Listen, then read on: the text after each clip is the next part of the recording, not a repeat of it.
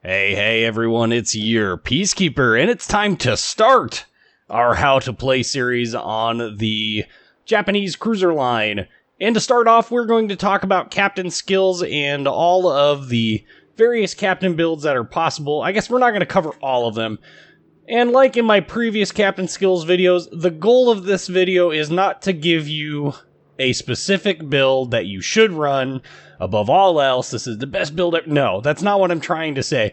What I'm trying to give you here is a foundation for which you can build your captain around that better suits your playstyle. These are more ideas than they are absolutes. And so don't take anything we're going to cover in this video and say, well, Peacekeeper said I had to run this. No, these are just ideas for you to build a captain that best suits your playstyle. Kind of trying to get that, your thought train rolling down the tracks, for lack of a better phrase. So the three builds that we're going to talk about are going to be kind of what I'm going to call a hybrid build, which is basically I'm going to take all the shortcomings, or as many of the shortcomings as I can, and try and fix them or enhance some of the strong suits to make them just brokenly overpowered.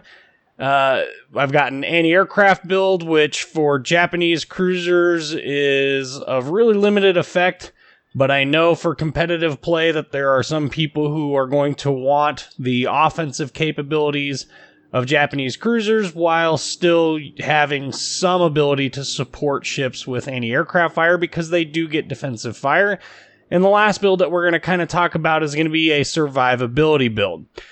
Now, this hybrid build is the build that I run, and like I already mentioned, it's basically going to take some of the weak areas and some of the strong areas, and it's going to attempt to improve upon them so that we can bring our weak areas more to kind of not weak areas, but not like strong areas, and then emphasize some of the stronger points.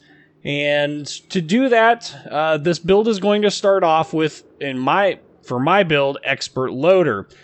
Now I know, I can already hear the keyboards are clapping away, so bear with me for a moment. I'm going to give an honorable mention here to Priority Target. And this is not the last time that we're going to be in this build. This isn't the last time that we are going to talk about Tier 1 skills. So while I have Expert Loader up here, understand that you could substitute Priority Target for this and still work out in the long run. Now, why am I running Expert Loader over Priority Target? I personally find that the reload times for shells, like we'll throw out a hypothetical there. You're sailing towards a cap. There's an island that's covering their side from you, like say on Trident, for instance, the island at B, and a ship is coming out. You just happen to spot it via, we'll say, hydro, or via your spotting aircraft or your catapult fighter. And he comes around the corner, but you've got HE loaded. Well, you have two options here. You can either shoot the HE and load AP, or you can use something, or you can try and change out your ammunition type to AP. Well, without Expert Loader, that's going to take a long time, so if you don't run Expert Loader, obviously the best thing to do is get what damage you can. What Expert Loader allows you to do, though, is it allows you to switch to that shell type from HE to AP to catch that broadside cruiser while he's actually broadside. What I have found is that if I shoot my HE and load AP, by the time the AP loads, that player usually figures out, oh heck, I'm in the wrong location on the map, I'm broadside to all the things, and that's bad news. By the time AP gets loaded, they've already turned away, and now you're basically wasting a salvo. Whereas with this, I see him pop up on the minimap, I see he's going to come out broadside, I quick switch to AP in the 8 seconds or so it takes to get there. I smack him with a bunch of citadels, he either dies or survives but takes a lot of damage, and then I switch back to HE if he, starts presenting a normal profile, starts going away from me or coming towards me. That's why I use Expert Loader. Priority Target is a fine skill, just understand that the uses for Priority Target go down the more skill you have in playing this game. And the reason for that is there's nothing that Priority Target tells you that you wouldn't know if you were paying attention to what's going on around you. And I don't mean to say that to be condescending, it's just that as you gain more and more experience, you start to notice these things in game more and more and more. And so you don't need to know how many ships are shooting at you because you already know. And because you're in a cruiser, if that number is greater than 3, chances are you'll be dead by the time you can turn around anyway. If the number is less than that, you still don't know what is aiming at you. It could be 3 destroyers for all you know. And you won't know until you actually look on the minimap. Well, if you're looking on the minimap anyway, you already know what ships are going to be in the area, you already know what ships are going to be most likely shooting at you, and as a result, the skill loses some of its value. So for me, priority target really isn't that useful of a skill for me. Now, if you're a newer player that's looking to get into the Japanese cruisers, I would definitely recommend picking this up and using what information it gives you to help you build up the skill set, to look at the mini-map, to look at your surroundings and go, aha, I'm surrounded by a bunch of ships. I should probably find a way out of this situation. But just understand that you may end up spending the, either the Elite Captain XP or the doubloons later on to take it out as it becomes less and less useful to you. So that's the expert loader versus priority target, and we're going to come back to tier 1 skills at the end of this build, so hang tight. In the second slot, I'm going to be running expert marksman, and the reason for this is Japanese turret traverse, well, pretty much on all of their combat ships, is absolutely atrocious. Their destroyers have really slow turret traverse. Their battleships have relatively slow turret traverse. Their cruisers are no different. And so anytime you can speed up your turret traverse on a ship means more time on target with those guns.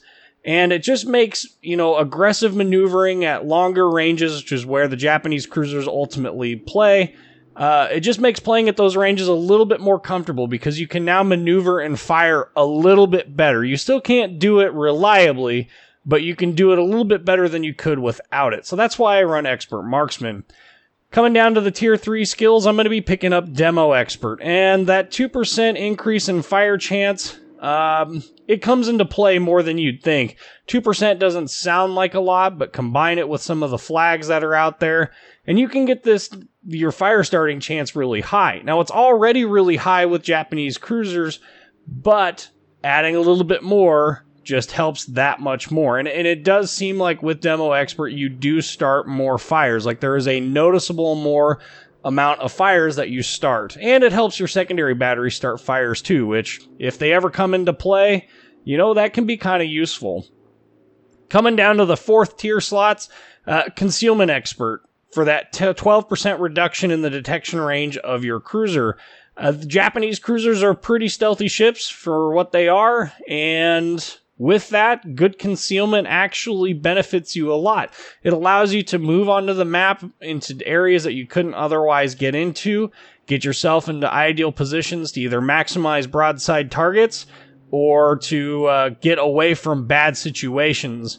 And some of these ships, and I think Atago is actually the premium ship, Atago or Takao. Both those ships, if you run a full concealment build on them, you actually can launch torpedoes without ever being spotted. That doesn't mean you can stealth launch your torpedoes, but you can launch your torpedoes at like 11 to 12K, and they will run into them when they get there.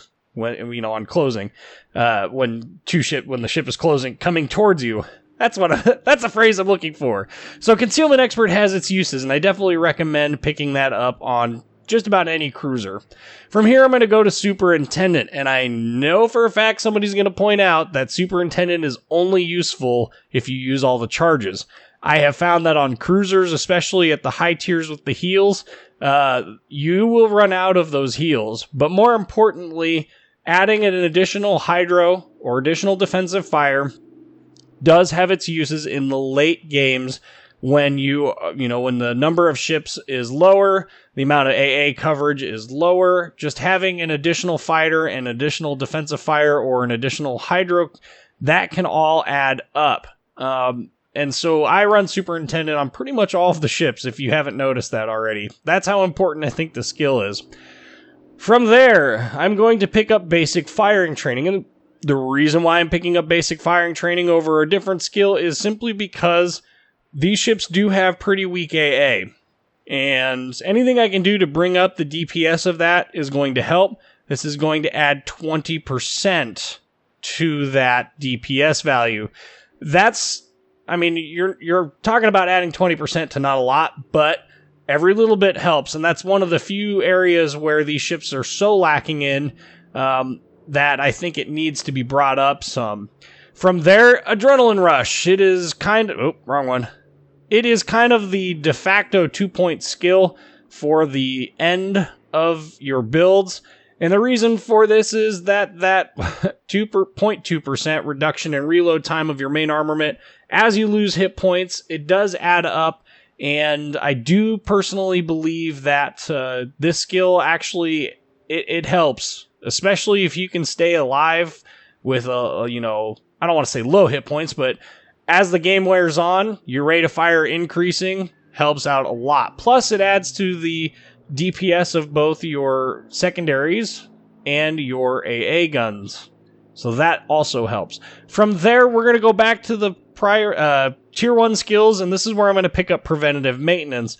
And what that's going to allow me to do is, if I wanted to run Auxiliary Armaments Mod 1, I could do that, and we'll talk a little bit more about that in the secondary build, but it's also just going to make the ship that much more survivable. You're not going to lose turrets as easily, you're not going to lose your engine and rudder as easily, or your torpedo tubes as easily. So that's kind of the hybrid build. Again, that's going to be Expert Loader, Expert Marksman, Demolition Expert, Concealment Expert, Superintendent, Basic Firing Training, Adrenaline Rush, and Preventative Maintenance. Now that AA build, so like I said, the AA on Japanese cruisers really isn't that strong, but there are times when, an AA build would be useful on one, competitive play where you still want the damage output, but you want the anti-aircraft capabilities. I'm going to start that off with Preventative Maintenance, and the reason for this is reducing the chances of your main battery becoming incapacitated allows you to drop Main Armaments Mod 1 in the upgrade modules, so we'll go look at this here in a second. It allows you to drop Main Armaments Mod 1, which is going to decrease that main battery incapacitation rate by 20%, as well as torpedo tubes. And it's going to allow you to pick up... Auxiliary Armaments Mod 1, which is going to double the hit point pool of your anti-aircraft mounts.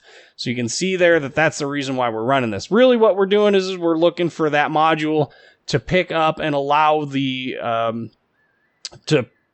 Preventative Maintenance is picking up where Main Armaments Mod 1 would have been, which is allowing us to run Auxiliary Armaments Mod 1 instead. This just makes the whole ship as a whole more survivable. Plus, it's a 10% additional reduction, so it's 30% instead of 20% reduction in the chances of your main battery being incapacitated. From there, I'm going to Expert Marksman, again for the same reasons as on my hybrid build. The turret traverse is just too slow. From there, Superintendent for the extra catapult fighter and extra defensive fire consumable when you get those. And from there, obviously, manual fire control for AA. Almost all of the anti-aircraft DPS for Japanese cruisers is concentrated in their 5-inch guns, and then later on, you'll get the 4-inch, the 100mm guns that are on a Kizuki, the anti-aircraft destroyer. This is just going to double their DPS, which is going to add quite a lot, which obviously helps out a lot. From there, advanced firing training to push out your AA range out an additional 20%. Then to basic firing training to increase the DPS by 20%, and then to adrenaline rush to round out your 19-point captains. From here, we're going to talk about our survivability build. This build is going to focus on the, oh my goodness, I can't possibly keep this ship afloat. It's simply too weak. What kind of build do I need to do that? And that build is going to start off with Preventative Maintenance. For the same reasons as before, except that instead of running Auxiliary Armaments Mod 1, we are going to stack Main Armaments Mod 1 with Preventative Maintenance. That's going to add a huge reduction in the chances of your main battery modules getting taken out, which is going to allow you to do more damage and allow your main guns to stay in the fight longer. From there, Expert Marksman, for the same reason as in the previous two builds. Then I'm going to Superintendent. This is going to be for the additional heal later on. It is also for the defensive fire and the extra catapult fighter, that's going to allow you to resist air attacks a little bit better and allow you to survive them, hopefully. Concealment expert, because concealment is the best form of defense, because they can't hit what they can't see. Well, they can. It just requires a higher degree of luck. From there, basics of survivability or vigilance. Either of these two skills, depending on your play style. Basics of survivability is going to reduce the fire extinguishing, repair time, and recovery from flooding by 15%. So a 15% reduction in the time it takes to recover from those, or you can add 25% to the acquisition range of torpedoes. Just kind of depends on your play style, which you tend to die from more. Me personally, torpedoes really aren't that surprising to me anymore, so I would run basics of survivability. That's just me. For tier 2 skills, jack of all trades or high alert, the differences here are going to depend on what tier this captain is going in. If you're going into an Atago or into Ibuki or Zao with the heals, jack of all trades is far more useful because it allows you to bring that heal up 5% quicker. If you're not in those, high alert with the damage control party consumable coming up 10% quicker, that does make a pretty big difference on those. So those would be my recommendations. So again, if you have a heal on the cruiser, jack of all trades, because that's going to help bring the actual repair back, that heal back up. And it also works for your damage control party. It's just 5% instead of the 10% that high alert offers. If you don't have a heal, I would recommend high alert. From there, it's going to go to priority target. Now, some people can, if you want to, you can flip priority target and preventative maintenance in this build. But basically, the concept is the same. If you know what ships are shooting at you, priority target can be absolutely useful. More or less, there's not a whole lot else in this that I would recommend on a survivability build. If I was going a little bit more hybrid, expert loader would be an excellent option there as well. So those are 3 pretty decent builds to give you an idea of, what directions you can go with this. Obviously, because we have so many options, there's not one build that is required for you to take. Feel free to take whichever ones you want. Mix and mash them. Do what you want to do, but hopefully these will give you an idea of just some of the builds that are out there and some of the skills that I see as more useful for the Japanese cruisers. One skill that we haven't talked about is IFHE. The Japanese cruisers lose their 6-inch guns after Tier 4, so Tier 5 through 10 is all 8-inch gun cruisers.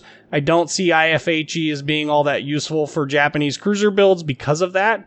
If this was the US line or any of the other, or the Russian line, which maintain their 6-inch gun cruisers longer, then I might recommend IFHE. But because we go to 8-inch guns at Tier 5 on the Japanese cruisers, I just don't see any reason to put IFHE into a Japanese cruiser build. So anyway, I'm your Peacekeeper. Those are my thoughts. Let me know down in the comments what you guys thought. If you guys have any other recommended skills or builds, throw them down in the comments. Like, comment, subscribe if you haven't already, and thank you for watching.